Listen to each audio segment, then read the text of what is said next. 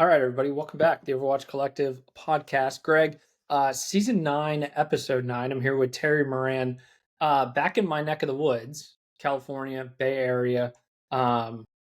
Finally able to make this work and connected through Tony Maffei, who was on our podcast previously.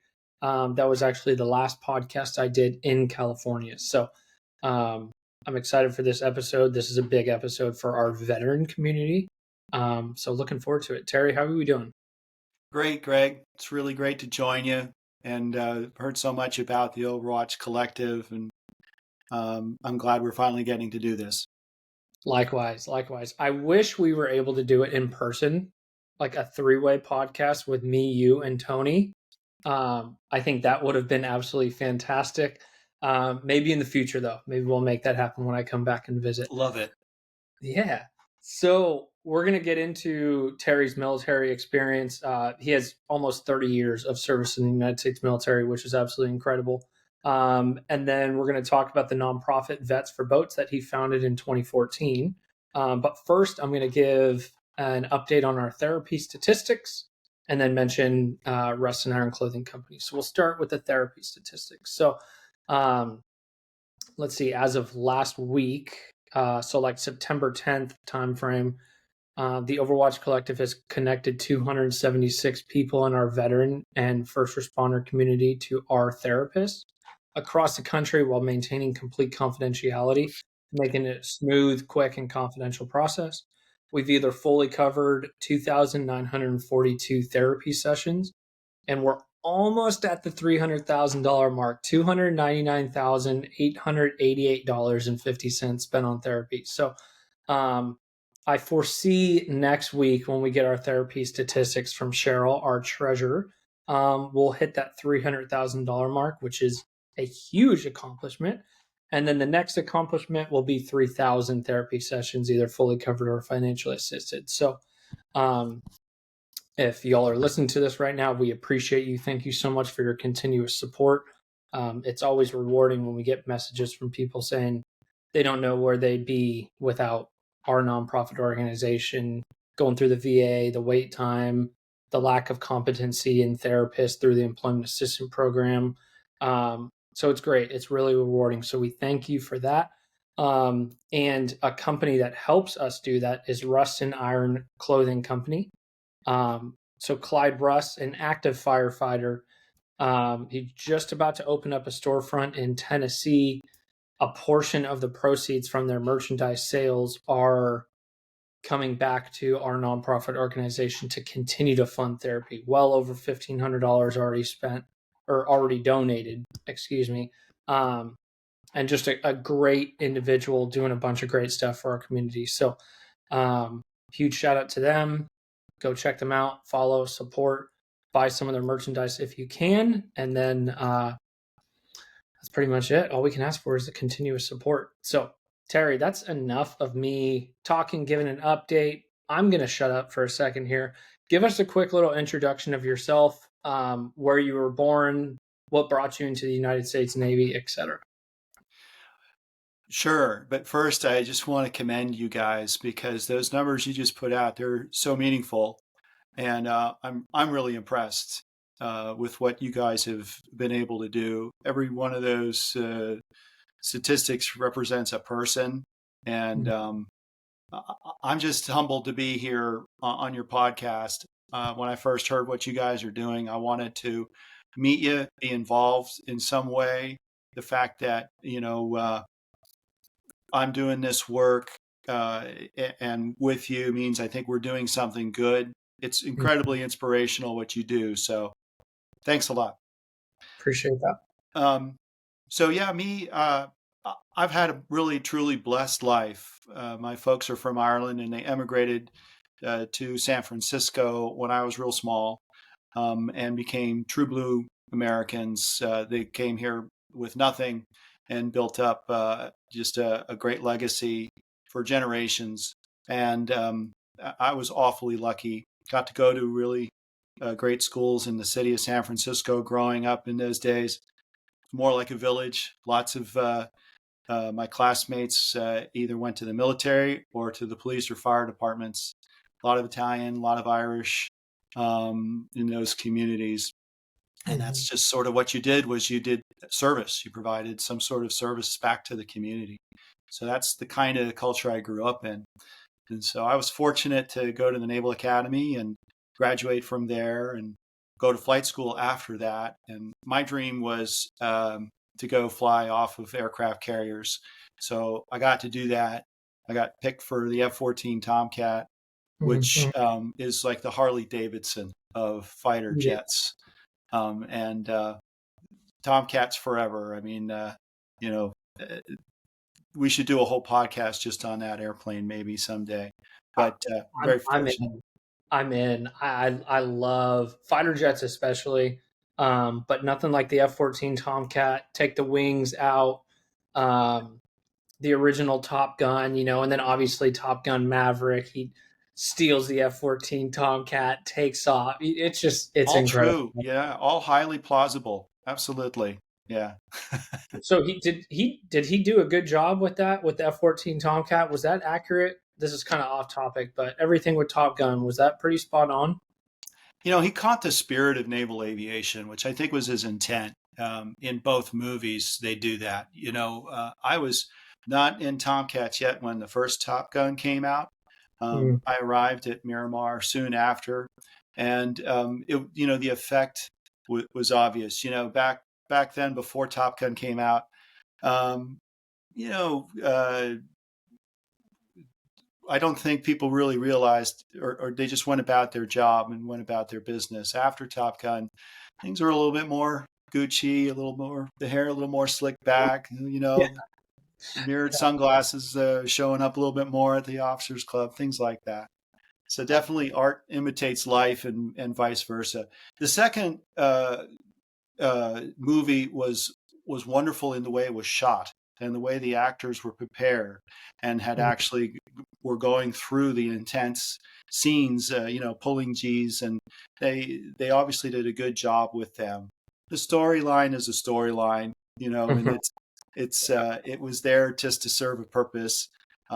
Bringing back the Tomcat though was my favorite part of the whole thing, and you know it bits of it are falling off and they finally get it aboard. And I thought that was great the way they did that. Someone asked me about the look of the Tomcat and the cockpit inside. Was it really that, that they really did a good job making it look old? And I told them, yeah, that was pretty much the way it was back then too. They were well used airplanes. Yeah, So very cool. yeah, great movies. Sweet. Yeah, I know, a little off topic, but I'm big into Top Gun and F-14s, F-16s, 18s, the Super Hornets, all that stuff. So I definitely take you up on doing a whole other podcast uh, just about fighter jets. You bet. That'd be cool. So sorry to interrupt, but continue with the military service. So you go out to Miramar, so you're flying the F-14s, and I knew you flew the F-14 Tomcats for 6 years, and then continue because obviously we have 28 years of military service to cover. Sure. So I deployed to southern Iraq, and we were there in those interwar years in the 90s, where we were doing a lot of patrol, a lot of low intensity conflict, a lot of things to just sort of keep the peace, to ensure that uh, Saddam wasn't killing the Kurds in the southern part of the country, and flare-ups in other areas of Southwest Asia were sort of tamped down. We were providing presence, which is what the armed forces do all the time, and you never hear about it. A quarter of men and women in uniform today are deployed somewhere, and they're not actively in combat operations, but they're there to provide a presence. So I was very fortunate to be among those folks doing that at that time. And I left active duty and went into the reserves. After 9/11, I went back on active duty for almost 4.5 years, this time involved with unmanned aircraft. And I wound up commanding a small unit of MQ-9s, which are the Reaper. These are fairly large drones. They're 10,000 pound gross weight, aircraft that are remotely piloted. So not push buttons, but actual stick, throttle, rudder pedals in a container linked by satellite to an aircraft. And we were the first group of folks to get those in the Navy. We had to learn how to use them, train ourselves how to operate them safely, and Mhm. then operate these intelligence packages that were aboard that aircraft, and then deploy that overseas to serve the forces that were in different parts. Horn of Africa is what I'll say. And in that area, I think our group did a wonderful job.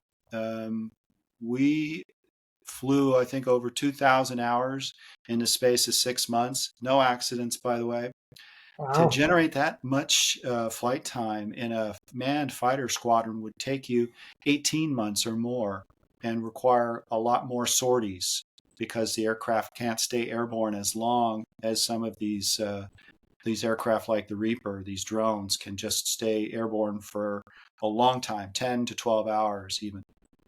So Wow. I became a believer in the technology as we see today. Now, I mean, modern warfare is waged with drone technology and counter drone technology at the forefront of the tactics on the battlefield. So I guess, I saw that at the early stages, and wound up retiring after 28 years, and wish I could do it all again.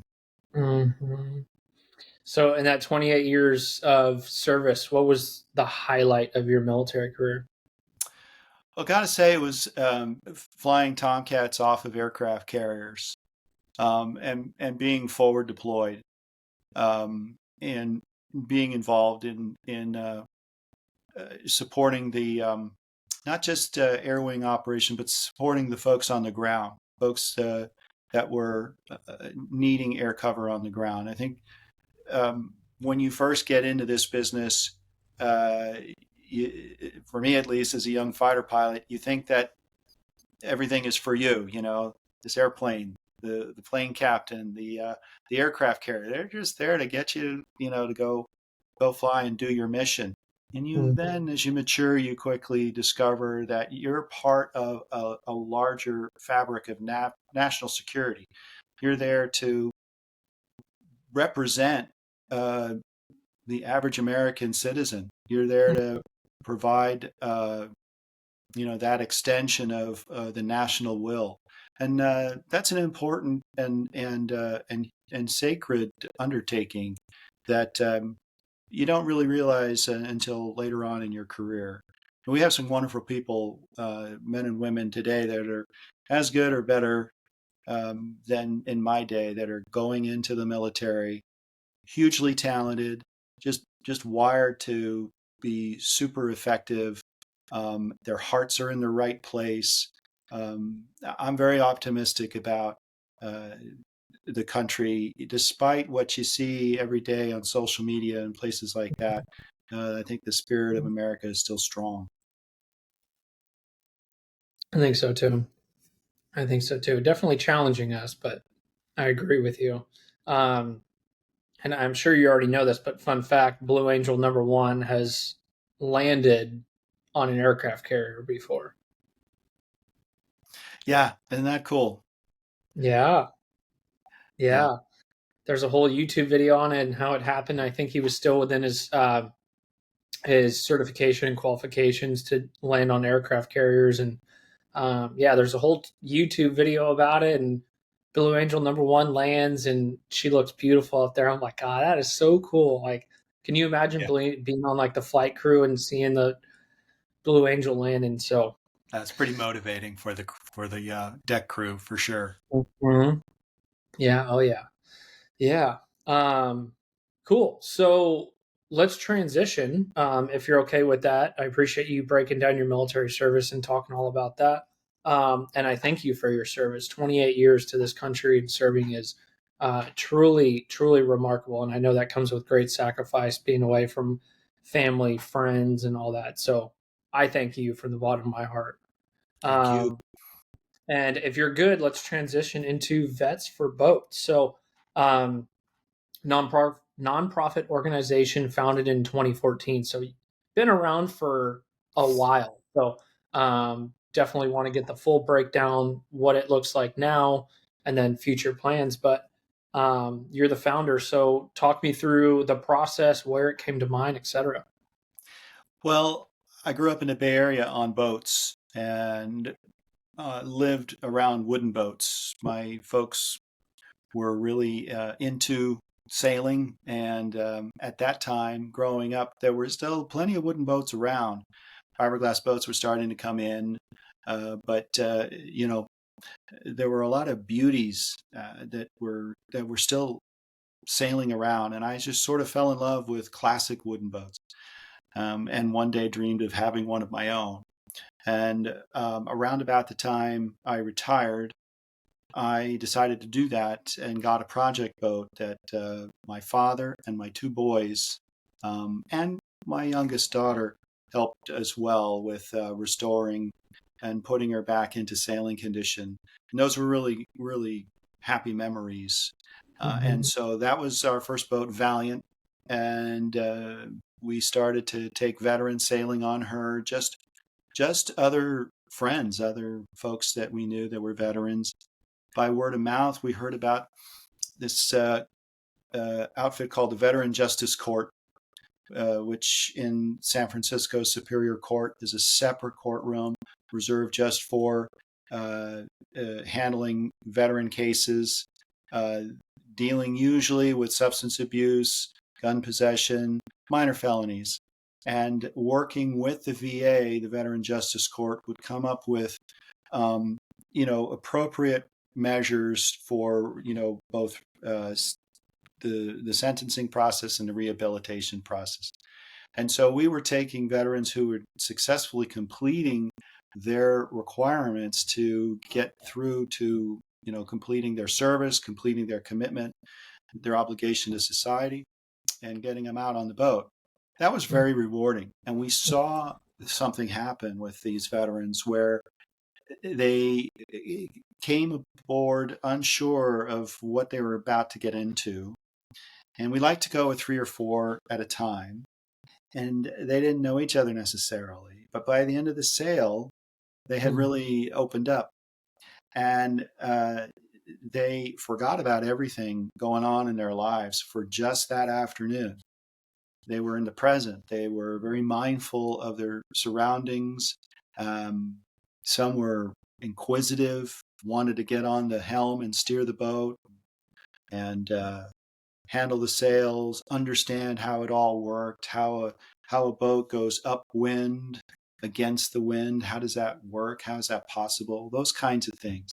And I realized I was onto something, that these veterans could benefit if they came back again and again, and maybe have an outlet that was constructive and allowed them to practice that, what they call mindfulness, that skill which we all need to just throw everything in a corner, or compartmentalize, as we say in aviation. Just, you know have those bad thoughts, hold them at bay, have them leave for a while. So we did that, and along the way, of course, you have a personal epiphany. You realize, boy, if I didn't have sailing in my life, then I'd be an altogether different person. Might not even be here, because of the challenges I faced from my military service.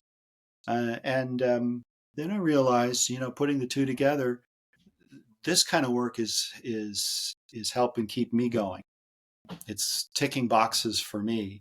It's allowed me to be of service still. It's staying connected to the veteran community and being relevant to a very real catastrophe going on, which is the high rate of substance abuse and suicide, and Yeah. the need for this kind of thing. Um, and it's put me on a journey to get successively better and better at this kind of work. And so I don't know where I'd be, as we age and we look back on our life. We want to make sure we've been as relevant as we can. We have left a mark that's beneficial to society, that You know, we've paid the rent for being on this earth, and Yeah. you Mhm. know, this is how I'm doing it. I'm convinced this is what I'm supposed to be doing, and it's through hopefully meeting great people like yourself. I'm expanding outward and getting better at it. Yeah, I love that. And let me just interject really quick. And that's kind of how I feel about the work with the Overwatch Collective, where um it's not just your service to the country and wearing the uniform, but also giving back to those who serve, whether active or retired. And I'm sure, and correct me if I'm wrong, but after your 28 years of military service, the transition and just being out and being done is would probably be difficult. And this is probably beneficial for you as well to have vets for boats to continue to be around veterans. And it helps you just as much as it helps them, I'm sure, right? Listen, I promptly went through a divorce after I retired. My world changed, Mm-hmm. and it was difficult to transition from military to civilian life, and it was difficult for the people around me who had to deal with me. So for sure, I'm a recipient of the medicine I'm trying to provide. And I've that's why I feel so strongly about it because the sailing kept it pulled me through, and what keeps me doing this is a good feeling I get by from the knowledge of helping others. Got it. Yeah, I love that so much. And there are statistics and there's theories out there that being near the water, whether you're on the water or by the beach, helps you relax and find that mindfulness and be able to meditate essentially. So I think, and I used to live in Half Moon Bay and go to the beach with my dog, and have a cup of coffee in the morning, and it was great. But what's better than that is actually being on the water. So I think it's fantastic. And the more and more that we talk about it, the more I wish I was still in San Francisco or can like easily fly back so we can get out on the water. Well, come on back next time you're visiting your folks. Yeah, yeah, I Love would to love see that. you. Would We've absolutely, got a nice team of people I think you'd love to meet, and of course Tony, who's now mhm, on the board, yeah. and you know Tony, he's a dynamo. So we Mhm. we're lucky to have him, and we'd love to have you guys come join us sometime. Yeah, that would be absolutely fantastic. We'll have to make that work and then grab some dinner and a drink after to kind of celebrate our meeting in person finally and getting out on the water. Um, so so you get connected through the VA, you have this program, and you start getting people out. And at what point did you start to see like, okay, this is really working? Let's continue to push forward with this mission. It took a while at first because, as you know, it's tough to get feedback. Um, yeah, I mean, you can get written surveys and you can follow up with people, and we do those things, but you're never altogether sure, what kind of lasting effect you have. It wasn't for a few years before we had been partnering with VA groups in Sacramento, Palo Alto, and San Francisco. And over time, we got to listen to the recreational therapists that work with these veterans. That we started to feel secure that this is a worthwhile endeavor.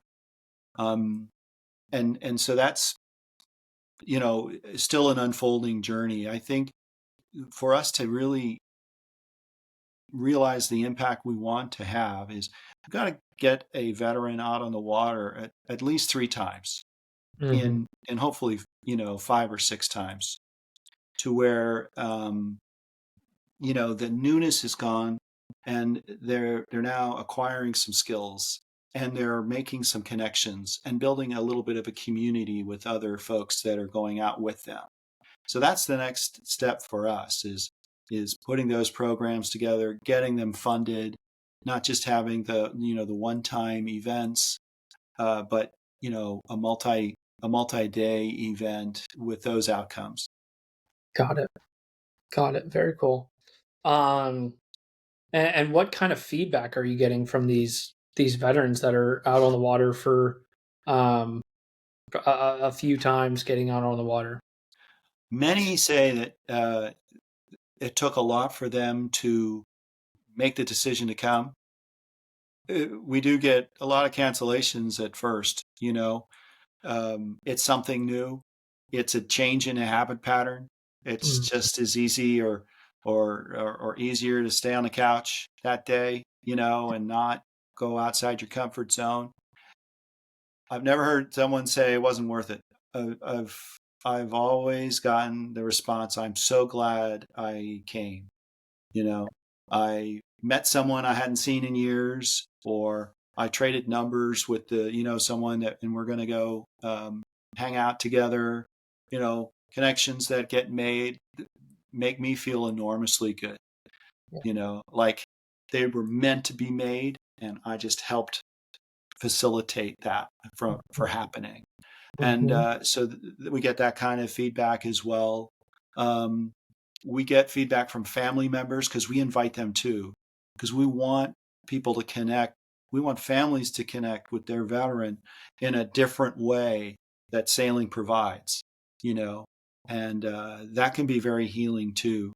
And we've gotten in some cases, real emotional feedback from wives, from parents, like, hey, it was really great to see my Mm, loved one just be happy for a little bit, yeah.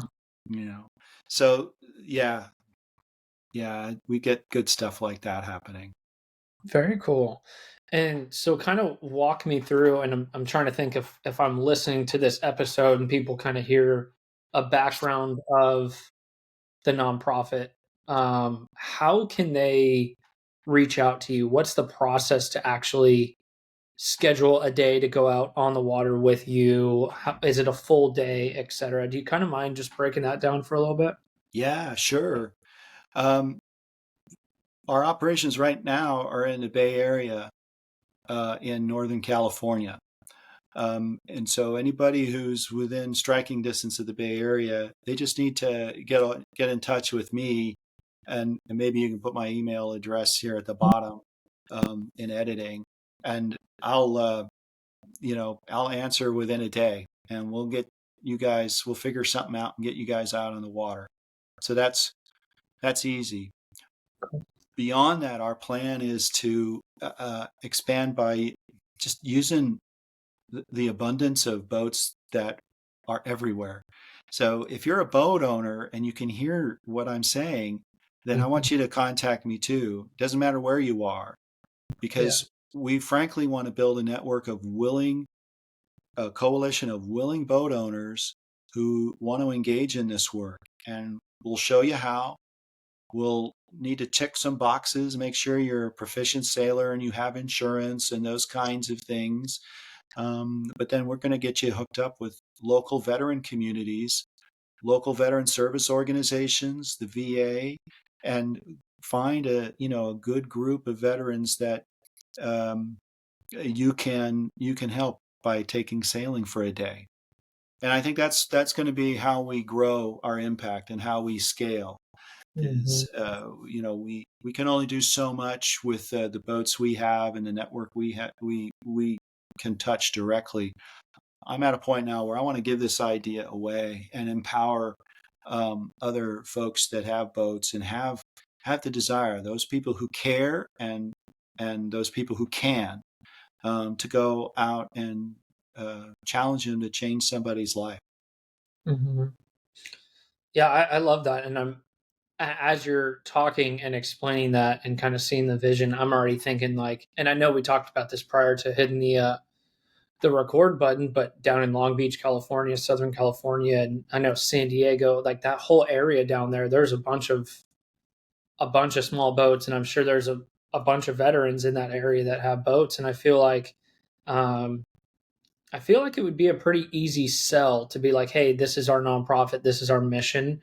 This is our intent. If you're willing to be able to become a part of it and support, I don't see many people saying no to that idea. So, and I look forward to being able to assist you in kind of expanding. Obviously, I don't know what deep sea fishing out here in Louisiana. I know we do have some swamps and see some alligators and stuff. Um, but whatever I can do to help, I think that's fantastic, and to continue to see it grow and expand across the country would be fantastic. Wouldn't it? Yeah, wouldn't Mhm. it? It all counts. Doing something on the water, in connection with a boat counts. It's just, it's, and it's not going to be everybody's bag. Some guys, it's going to be horses, or Yeah. caring for a dog, or it's going to be scuba diving, or point is to get outside and you know care for something or some other being or animal or whatever. Mhm. I'm just high on sailing, and I know it, and there's an abundance. Like I like using that word. When we think about how we're going to scale nonprofits, it can be a really scary prospect.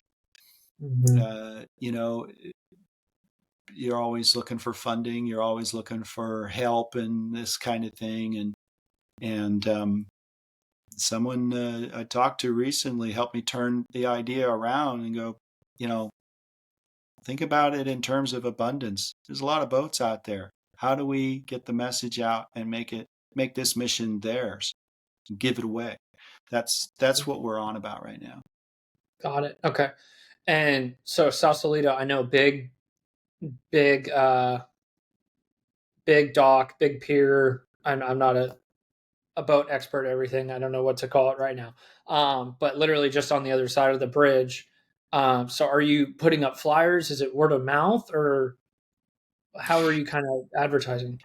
Yeah, it's a big sailing community in Sausalito, and we're through our partners there. I think our most notable one I should give a shout out to is the Sausalito Yacht Club. They they've hosted our events. They've helped us get the word out. They've allowed us to come in and use their dock spaces, and hosted veteran sales as well as fundraisers. Just a great organization, and so I'd be remiss in not calling them out and thanking them.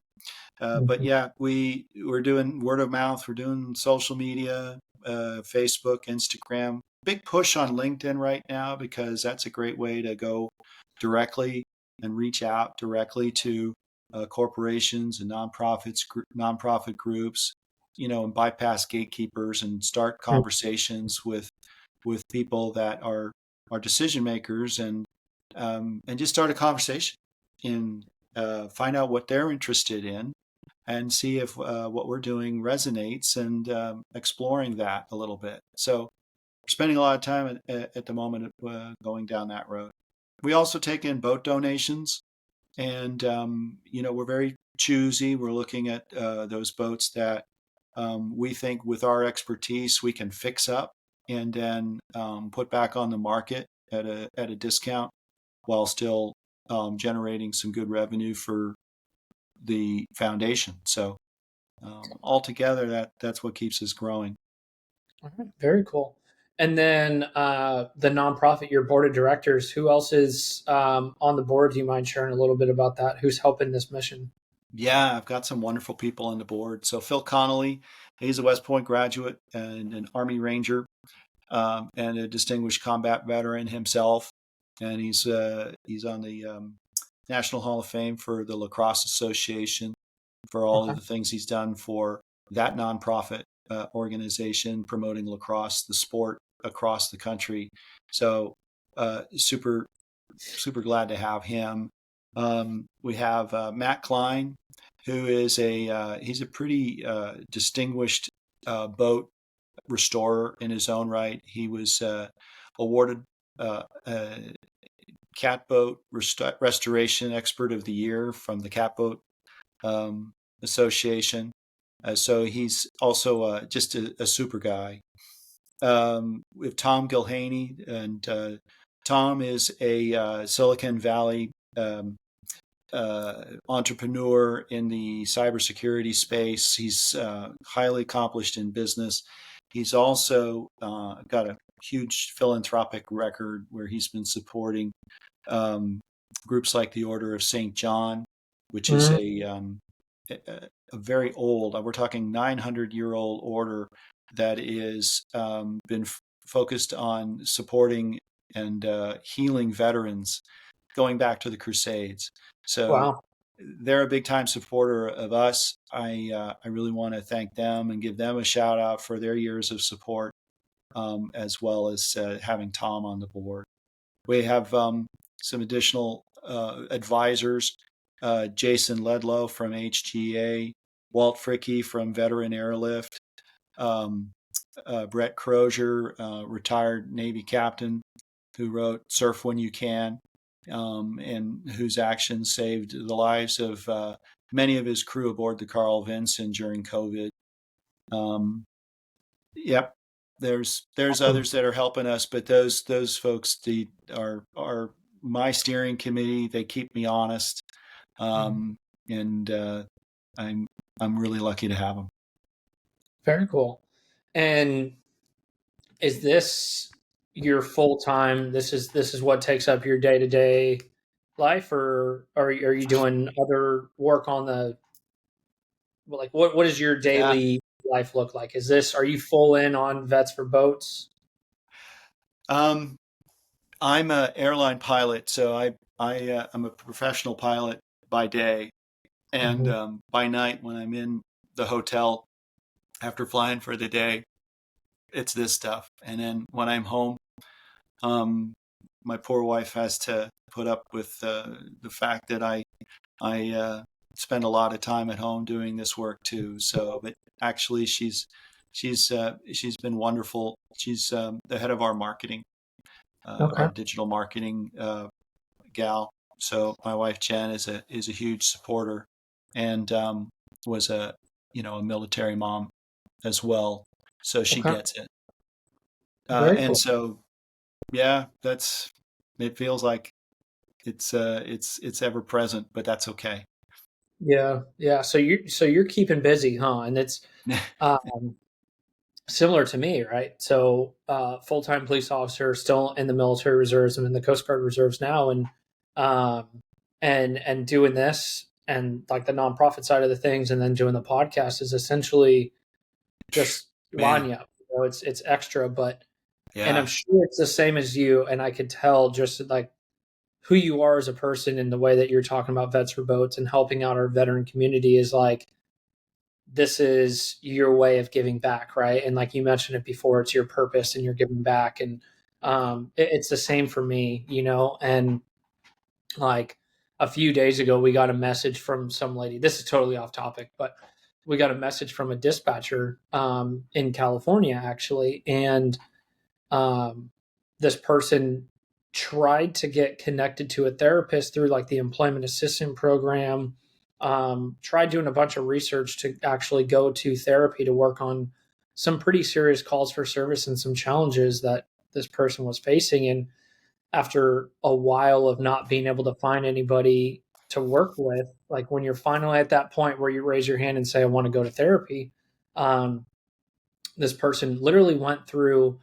the entire following on social media, didn't remember the name of our nonprofit organization at the time, found our logo, went to our website, found the California therapist that we have contracted, reached out to one of them, and got into therapy quickly after that. And it's going great. So, Oh, uh, wonderful.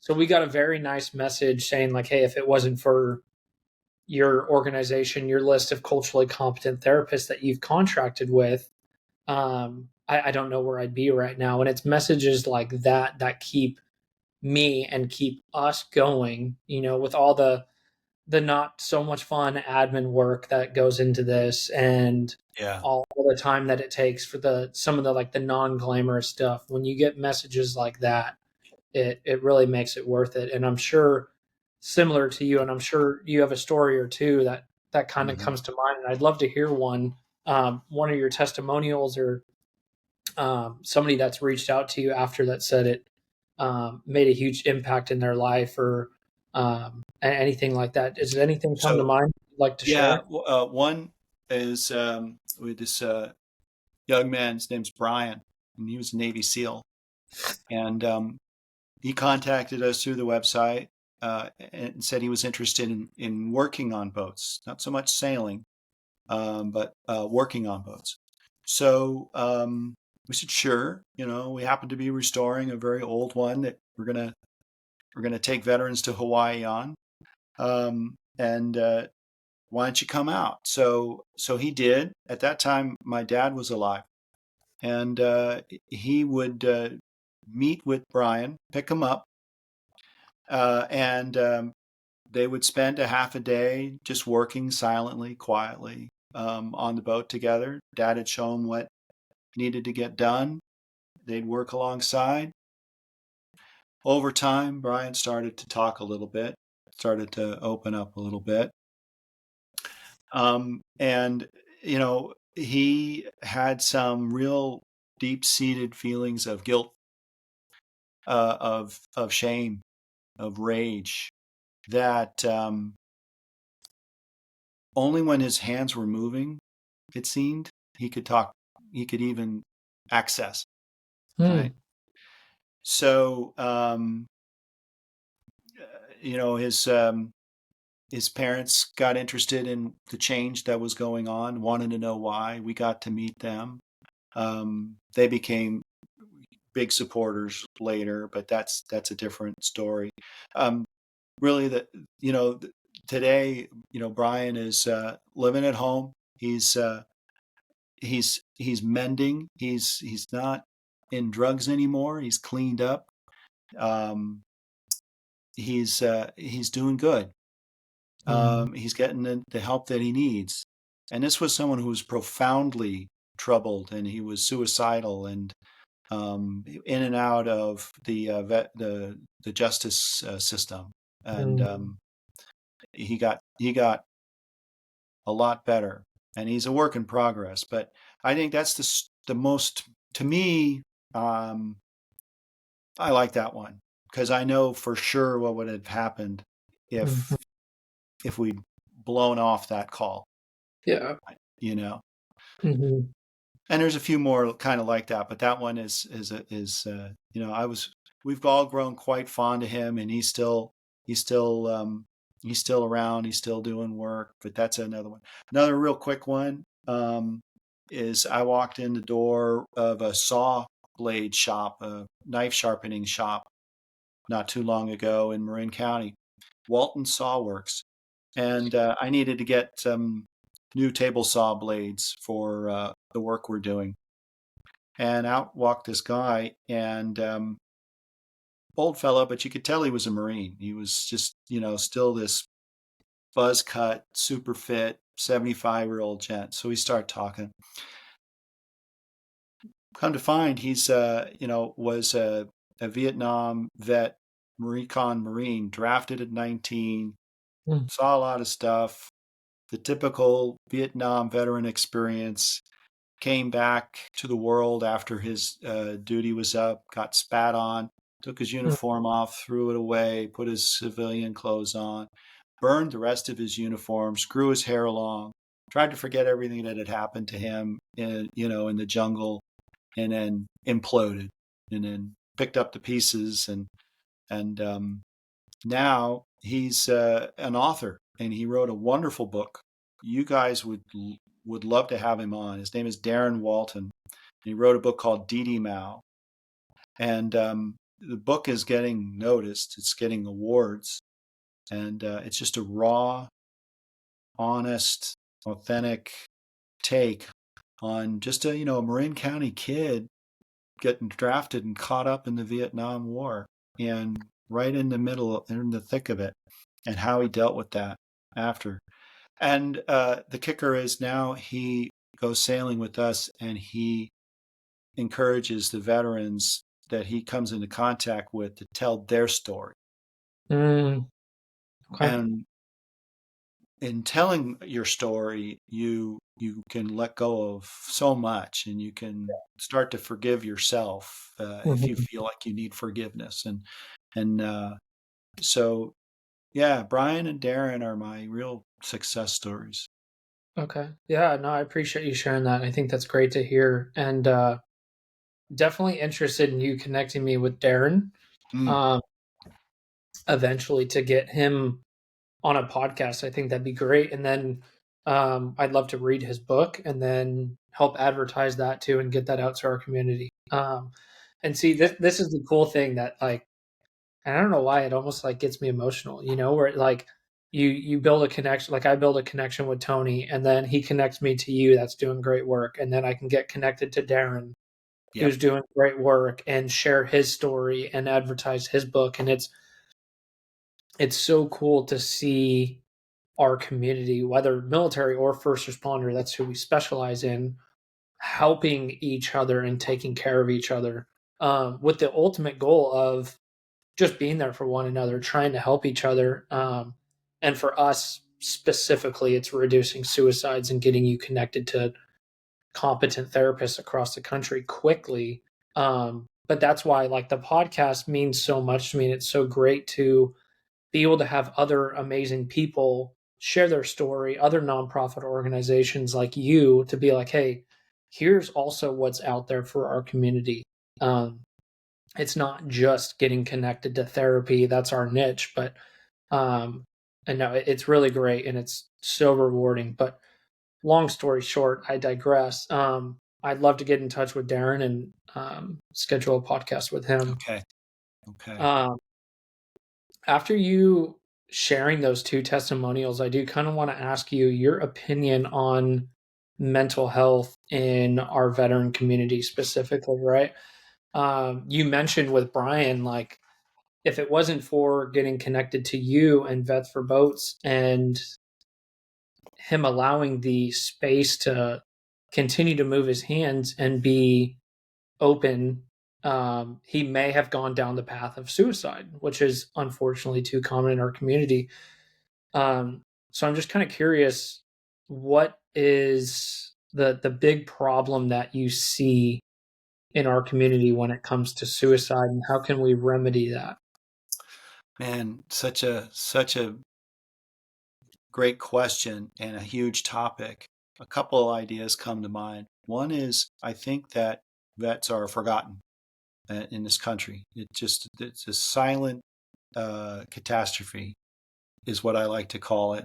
What what I think it is, and it's just it's the restless media won't stay long enough on the topic for it to gain a lot of traction in the public eye, right? It's just it is what it is, and so uh, veterans feel forgotten, and so I think that's one thing that it makes it tough for right now for their mental health. The other, it's tough to build community in this day and age. You know, back in World War II, post World War II era, you had the American Legion and VFW posts, and that's where guys went and drank and hung out and spent time.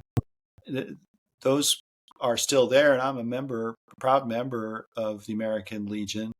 But they're not as healthy, or they're not the go-to organization for a lot of younger vets. I'm Mhm. sorry to say, and so they wind up trying to get resources with the VA. I have a I have conflicted feelings about the VA. VA's done a lot of great work for me personally and for my family. You know, I have a father-in-law who is a Navy vet and is in an assisted living facility, and we have gotten a lot of care and resources for him over the years. So when you know how to navigate the system and you find those people that are able to that are in the system, that are in the VA and can do good things for you, then it's great. But they're so mired in their red tape and their processes and everything that it is sometimes hard to get their attention or to get them to, you know, help provide a supply of veterans that I'm speaking from the foundation's point of view, Yeah. to get a supply of veterans that need this work, Mhm. that need this help.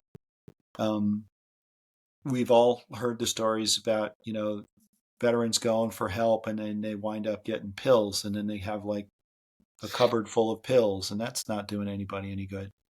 Yeah. Um, I would like to hear your thoughts about therapy at some point because I'd like to know how we could bring, what you do to our organization in some way. We have a community of vets, and it would be great if we could get them the help from therapists Mhm. that are geared for veterans, that can relate toward them, that maybe are veterans themselves. And, that's the all important thing that needs to happen is for the help to be, uh, impactful. It's got to be from people that a veteran can trust and that they can relate to. So long-winded answer. I'm sorry, but No, no, those no, are my you're those good. are my You're thoughts. Yeah, no, you're good. I appreciate you sharing that. Um and my brain has been spinning the whole time how we can continue to um offer resources to you, to the veterans that are going to be going on the boats and everything, so that when they are able to start feeling a little bit more at ease and they've had that space to work on Hmm. mindfulness, talk to other vets, that is not just like, oh, okay, like I'm ready to work on myself and do the help, and Hmm. now where do I go? Right. So the nice thing with us is it's founded by me and Jesse, right? So Jesse and I, we were both in the Marine Corps. Now we're in the Coast Guard, and then I, as a police officer, have the first responder experience. And our therapist that we contract, and being based out of California, we have over 20 in California, so we're very heavy in California contracted therapists. Um, and I think this is a part of the reason, and not to like toot our own horn or anything, but it's a part of the reason why our process to get our community connected to our therapists quickly, confidentially, and then paying for it works so well, because we know who's going to go to this resource or who's not, and Yeah. how to get them connected. You have to make it easy. You have to make it known that it's completely confidential. It's more important for our active military and active first responders, but still the same for our retired folks as well. Um, and it being founded by service members and a police officer, and us Yeah. being able to explain the process and making it simple and easy, is really, I think, what has drawn so many people to us and why our numbers are fortunately so high. Um, and none of the therapists that we contract with are those that you would go to as a first responder or service member and being like, ugh, like, no, like he or she doesn't get what I'm talking about, and they about face, and they therapy for them is done, right? And that's one of the things that we want to Right. try to reduce as much as possible, because everybody talks, right? Yes. If you go through the VA or you go through the employment assistant program and you have a terrible experience, and you about face, you walk out and you're never going back, you're going to talk to fellow people about that shitty experience. Yes.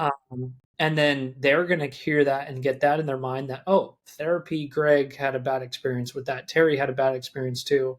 So that option is out for me, right? So what we Yeah. want is to make it a smooth, confidential, easy, almost enjoyable process, and be like, wow, that was a lot easier than what I've heard through the VA. That was a lot easier than what I've heard through XYZ, and it's helping me.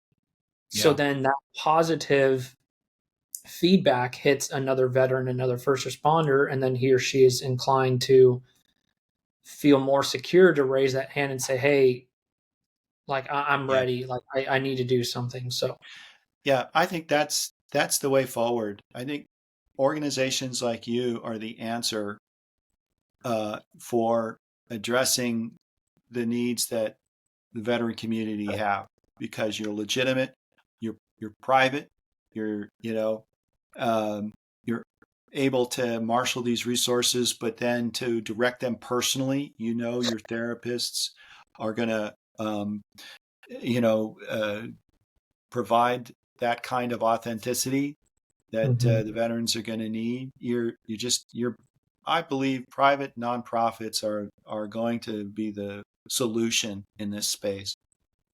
Me too. Yeah, I agree with that. And um, as we know, the VA, some people have good stories, bad stories, etc. Not here to bash the VA at all, but they can only do so much, right? And if Yeah. you think about how many active duty service members we have currently serving Hmm. and or retired, but then also their family members, spouses, significant others, we do offer resources for them. So we'll fund spouses, significant others, and family members to attend therapy if they lost a veteran or first responder to suicide. So, say it was their mom or dad who was a service member, first responder who died by suicide, we'll get them connected to our therapist as well and treat them just as a veteran or first responder. So, That's uh, amazing.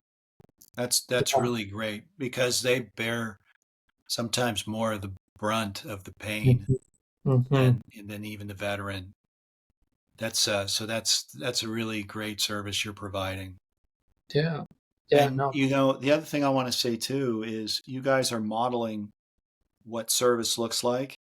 And I'm a big believer that ultimately what heals is the ability to do for others, to be of service to others. That's when you can tap into that for your own self, you're on a road to recovery and healing, because you're no longer just focused on, within. You're now other directed instead of Yeah. self directed. I think that's ultimately the key to happiness.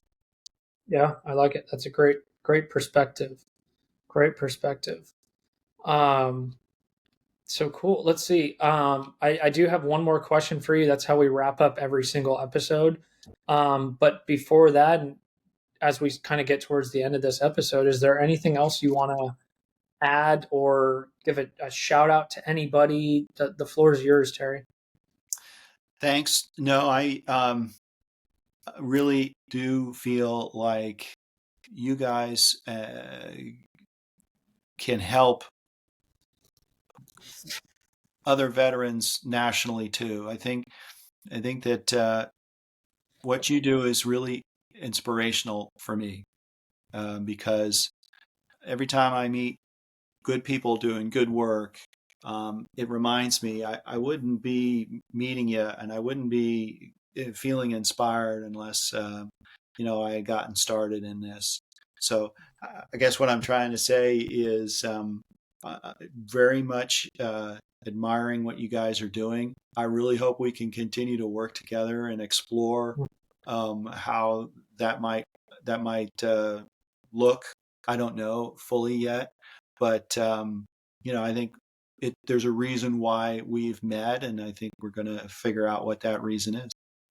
Correct. Yeah, and I look forward to it. And obviously, at some point, we'll have to hop on a Zoom call with Tony, and I know he's always got great ideas, and he'll do some good for the both of us. And it's cool that both of you have been on the podcast before, and maybe eventually we can do a joint podcast. I'm open to anything. So I look forward to that. All right. So how we end every episode is we ask our guests what our motto means to them. So our motto at the Overwatch Collective is one more is one less. So it comes from an Army combat vet who lost more friends to suicide upon return stateside Mm, than actually overseas. mm. So now it's on the back of our challenge coins, it's on our t-shirts, our sweatshirts. And ever since the beginning of our podcast, we've asked our guests to kind of see what it means to them. So you're in the hot seat, so take your time. But I would love to hear what one more is one less means to you. Well, what strikes me first is it's a reminder of the sacredness of every human life. That we can get caught up in, as a nonprofit, telling our story in terms of metrics, in terms of quantifying impact, and delivering for good reasons the reassurance that supporters need in order to believe that what we do is worthwhile enough to support. So that's Mhm. good. But really, really, at the end of the day, if you've saved one life, it's worth it. Because what is the worth of one life? Can anybody tell me that? I don't think so. So for me, if it came down to at the end of the road, I was able to say unequivocally, yeah, we saved one life. Great, Mhm. great. That's worth all the sailing events and all the fundraisers and all the time spent writing grants and all that kind of stuff. That's what I think your motto means to me. Awesome. Awesome. Yeah, no, I appreciate you sharing that, and I couldn't agree more. And it's so, like I said earlier with that sweet message that we got from person, keep them confidential. Hmm. But when you really get those messages, it almost makes you kind of sit down and um, like contemplate and Yeah, think about, oh, if you can help one person, like you never know where that person would have gone if they yeah, didn't get connected to a therapist. And there are so many other stories and messages and even letters that we've received that it's like, hey, if it wasn't for you guys getting us connected to XYZ or you finding my therapy, like I don't know if I'd be here anymore. I don't know if I'd still be in my relationship. Um, and I'm sure it's the same for you with Vets for Boats. You have veterans that are finally able to speak up and finally able to take a moment and reflect on their service and how they're feeling and kind of go up the roller coaster instead of go down the roller coaster. And um, I think that's fantastic. So it brings me joy and happiness. It makes me very happy to hear there's a faith element in what we do, that. the belief that God's work has got to be our own here on earth. And that's very much on my mind when I hear you speak. Obviously, I think you're a person of faith, and that informs a lot of how we see the world and how we see our fellow human being, right? So that's a big part of this too. Yeah, yeah. Perfect. All right. Terry, I really enjoyed this episode with you. It was a pleasure speaking with you. I had fun during it. Great to hear about your service, to talk about the F-14 Tomcat, to share a little story about the Blue Angels, and then obviously get all the info on Vets for Boats and kind of the motivation here to continue to work together um, and be, Likewise, yeah. So I look forward to what we have to offer each other and to ultimately continue to help our community. I think So this is only the start. Thank you I, very much, Greg. of course, yeah. And everybody listening to this season 9, episode 9 with Terry, I hope you enjoyed this episode as much as I did. And if you feel so inclined, please go to their website. I'm going to put everything in the description. Share this with another veteran who you think may need it. Right. Super easy to share a podcast link. It'll be on YouTube as well. And just send it to a veteran and be like, hey, I think you may benefit from this, or hey, check this organization out. And if you're in the San Francisco Bay Area, even easier. And if you're inclined to donate, they're 501c3 nonprofit. They got their EIN on their website. Um, please donate to support such a great mission. So that wraps it up. Sweet.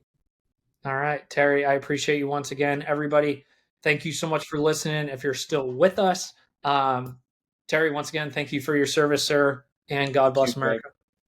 Awesome. Awesome job. Appreciate it. Thank you. Bye bye.